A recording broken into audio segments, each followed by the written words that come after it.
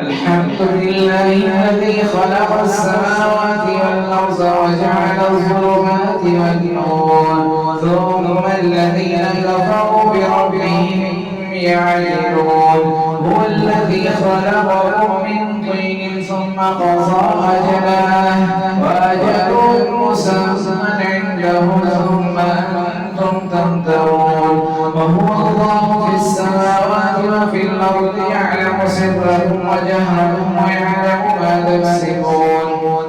وما تأتيهم من آية من آيات ربهم إلا كانوا عنها معرضين فقد كذبوا بالحق لما جاءهم فسوف يأتيهم أنباء ما كانوا به يستهزئون ألم يروا كم أهلكنا من قبلهم من قرن مكناهم في الأرض ما لم نمكن لهم وأرسلنا السماء عليهم مدرارا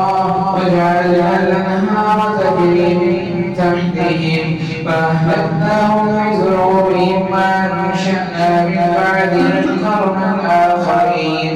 ولو نزلنا عليك كتابا في قرطاس فلمسوه بأيديهم لقال الذين كفروا إن هذا إلا سحر مبين فقالوا لولا أنزل عليه ملك ولو أنزلنا ملكا لقضي الأمر ثم لا ينظرون ولو جعلناه ملكا لجعلناه رجلا وللبسنا عليهم ما